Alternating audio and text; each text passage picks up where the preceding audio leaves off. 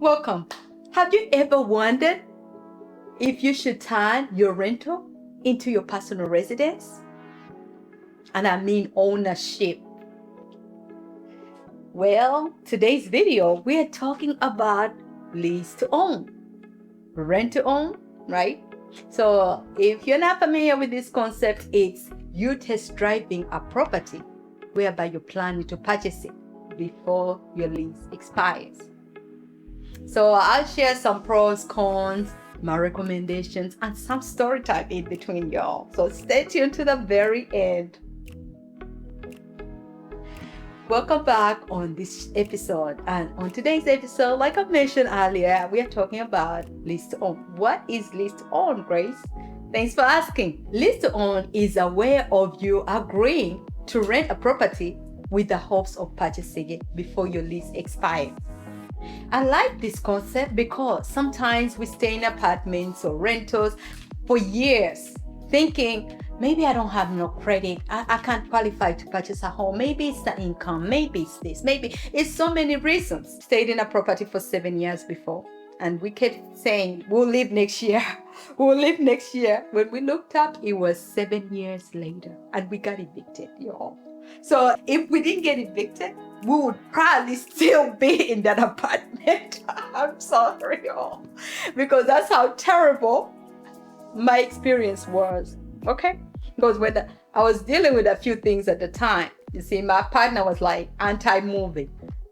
Every house was never good enough.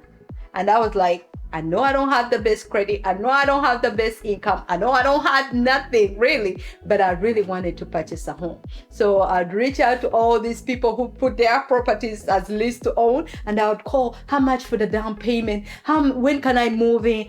What is the, all kinds of questions. And so that really helped me because then it made me feel like I could become an owner one day. You see, I didn't have to have it all together. And so through that process, I started even offering that program to all my clients, if they're interested, of course. And a little story time about one of the clients I offered this program to. This was in 2020. The client approached me on Facebook and she was like, I see your property for rent. Would you consider lease to own? I was like, okay, that's not bad.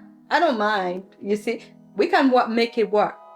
And sometimes property owners can ask different prices as the non-refundable down payment, right? So I was like, okay, what do you have right now? What can you afford? You see, as your non-refundable option fee. And at the time, they had not even 5%. So it was tough, you see, because most of the time people ask you for 20%. So I literally had to lower, not even 10%, you see, 5%. So, but I really wanted the client to get the home. And I told her, sure.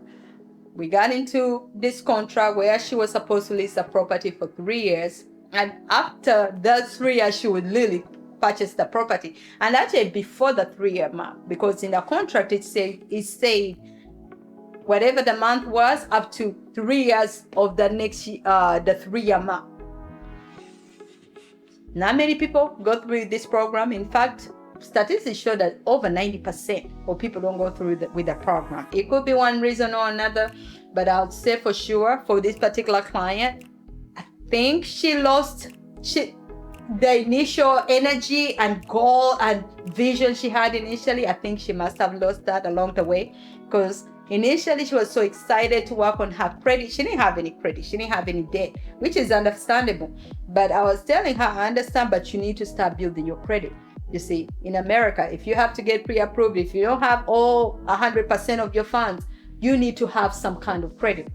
So I recommended her to get a secure credit card, and she did. The problem is, I don't know if she didn't understand how to build it because I sent her messages, encourage her, buy one thing, you see, and pay it off every month. She was supposed to be doing whatever steps I was encouraging her to do. You see, so if she wasn't willing to take those steps, there's so much I could do as a person.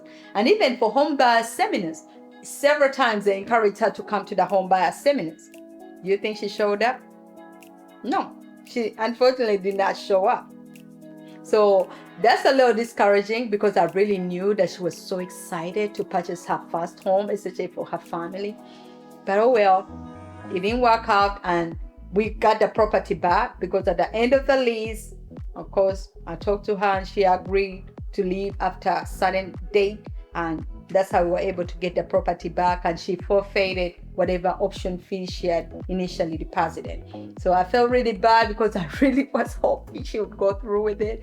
And so I'll share some of the pros and cons of lease-to-own. The pros is you can easily get into a property, y'all, because this is an option for you to become an owner. And then I like the fact that you initially get to become an owner and also start doing those things of home ownership, because being a homeowner is a different mindset.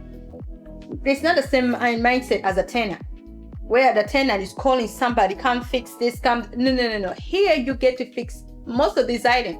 The only items that the landlord should fix are structural, because you're acting like a homeowner. That's what home ownership is about. You see? And then the other pro about this process is they're not looking at your credit, really. Whereby you take your time working on your credit. I have a few people right now who are dealing with credit challenges. Sometimes credit takes a while to build. So in 3 years, you should have the best credit, y'all. Especially if you're putting in the effort. It is what, 60, I'll say 6 months. About 6 months, ideally, I help people build credit. In fact, I helped somebody from Africa. They have credit. Literally came, the first day they came, in 1 year, they had good credit. You see, so credit doesn't take long to build. You just have to be diligent. You see, and the way we did it, you see, but most people are not willing. So I hope she was willing, and I hope she's still willing, because we still can work it out and do something to help her. So that's the thing. You don't have to worry about your credit. We don't even look at your income. If you're trying to purchase a property and get actual financing from a lender or a mortgage company, guess what? They're looking at your credit.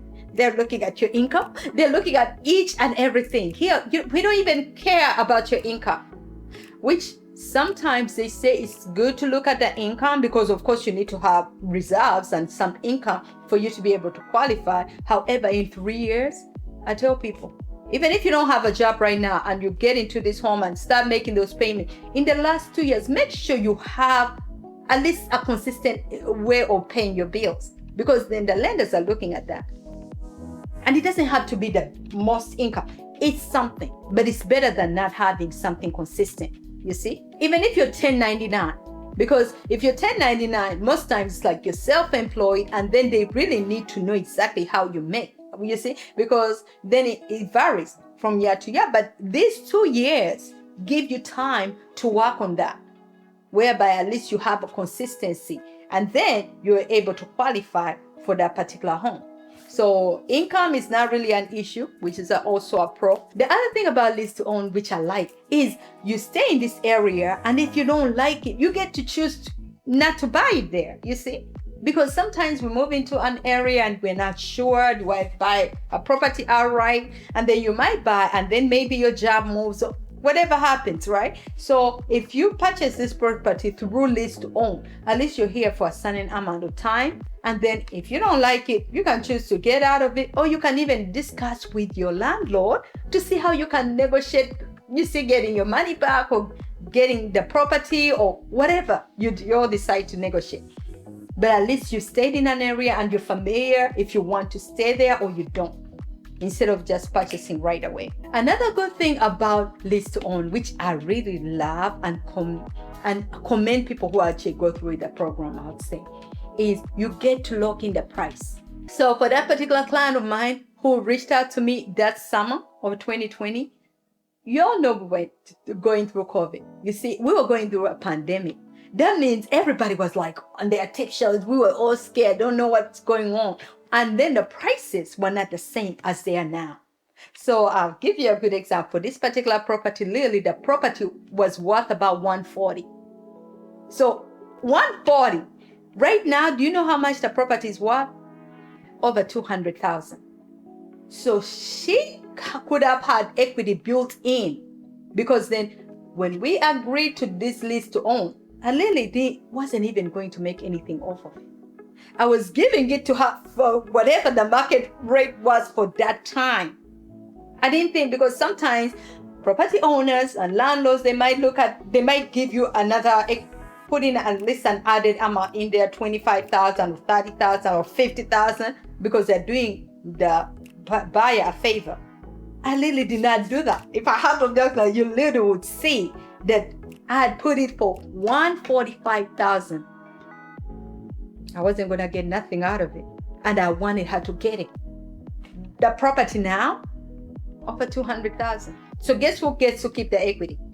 We do, unfortunately or fortunately. Also, when you sign this agreement, that locks the tenant in for that particular amount of time, which means the owner or property owner or manager or whoever can never sell that property until this buyer refuses to purchase it in writing. Whereby, when people approach me to purchase that property, I think I already got so many offers because it has a lot of land and it's in an up and coming area. I got so many people call me to purchase that property, and they were like, can you subdivide the lot? Can you do this? I could not do any of that because she was under contract. You see, but I wish she had known that, you see, because I was like doing you a favor, but you have to understand that this was a favor and go through with it. You see, so lucky for her, I couldn't, literally, it was like I could not do anything until when she got out of the contract. Now I can do whatever I want, you see. Another pro, and this pro is for the owner, is normally the property is as is. So the way the condition is that you agree to purchase the property in that condition, most times that's how the property stays. And you, the buyer, gets to take care of repairs and things like that from their own. However, for my client, the property was literally moving ready because I had listed it as a rental. So everything was done. So she really didn't have to do anything initially on the property. And so that's why I'm saying I really wish she had gone through with it because it was really going to help her more than anything. Anyways, now let's talk about the cons. I mentioned some pros, but some of those pros could be cons. So one of the cons would be, of course, with a locked-in price, right? It costs the seller because then the seller is not getting their market rate when they get to sell. You see? So it benefits the buyer, but it doesn't benefit the seller because, like I mentioned, it's different times. Real estate goes up and down. So when you sell, that could be a challenge whereby you're like, okay, I sold for much less than I could have. Especially properties where areas which really appreciate a lot. You see, I'm just talking about less than 100,000 here. It could have been 200,000, 300,000, 400,000 different. It's depending on the area. Another thing about that is the locked-in time frame. You see, I can't sell it until they choose to move out. So you have to be really patient because it's a long time. Most of these contracts are about 3, 4, 5 years. So the seller has to be really patient, which that's costing you money with patience. And the other problem would be locking in the price sometimes. So for this particular client, the price was $1,100. So guess what? Taxes and insurance did during that time. They went up. You see? So they went up literally. Whatever she was paying, the $1,100, it was going straight to the mortgage because the insurance and taxes had gone up. So when she was telling me how she couldn't pay some days, I'm looking like, now I have to come out of pocket because literally I can barely pay these taxes and insurance because of everything going up. But the good thing, I didn't have to do the maintenance. That's a good thing. Another thing about the lease-to-own, y'all, is if this particular person doesn't go through with it, the con is you get to keep the money that they initially put down. That can be a con to the person who actually wanted to buy. So that's the biggest thing. It's like if whatever they put down as option, it could be 20%. Guess what? They get to lose their money if they don't go through with the process. So that's really unfortunate because I really hope that most people actually go through that process because that's a lot of money lost. Last but not least, one thing that I really got affected by this program, and I'm still trying to figure out if I want to continue with the Lease-to-Own program, is if this particular client does not keep up with the property, guess what happens to your property? It loses value. that can be a big problem. And we did inspections every now and then. So, and then every time we do inspections, she'll be like, oh yeah, we're going to take care of this. We're going to take care of that. Things like that. And so I figured, okay, she's telling me her word. This kind of person who believes people, I need to stop. Trust but verify. Because when somebody tells me, okay, we're going to do this, we're going to do that, we're going to do this. And I'm like, okay, make sure you do it. And I send reminders. But I'm thinking they're actually doing it. These people, no, they did not do those things. And he literally had the audacity to remove all the doors from the house. Like, where are these doors? We looked everywhere. We can't find the doors on the property. So we're just wondering, did somebody vandalize the property? What happened? And not just that. When they came to move out, the pipe burst inside the house. Lord, we had to replace every flooring. You see some of the sheetrock. And then the cabinets all were wet. Y'all need to see some of that before and after. We're going to have to put it below y'all because they left it in the worst shape. And so I was like, I'm open to making sure that everybody has access to housing. And when clients reach out, would you consider it? I'm like, right now, 50-50. For the right client, I would. But I'll be on those inspections literally not even every 6 months. I'll reduce it to every few months because it doesn't make any sense, you see? And then you think people are going to be responsible because you're doing them a favor, and they're not doing nothing. You see, they're not thinking about that favor that you did them. Anyways, so I hope you learned a thing or two about this program and Lease-to-Own, and I hope you are open to it because it's really a way of you getting to a property with less money out of your pocket, with less time, with poor or no credit. So you can easily, today, you reach out to an owner who's Lease-to-Own, and they will tell you the criteria, and you start negotiations. And before you know it, you're a property owner. So think about it seriously and do not think that you can't own a home. That's your limitation. Get fear out of your mind. Everything is a mindset. You see, poverty, all that is a mindset. So what are you telling yourself? And I know some people are going to be on this platform opposing the Lease-to-Own program for whatever reason. I'm not saying every program is the same.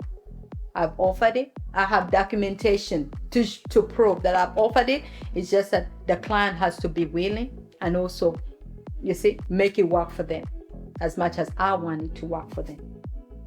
Don't forget to comment, share, like, subscribe, and until next time, stay blessed.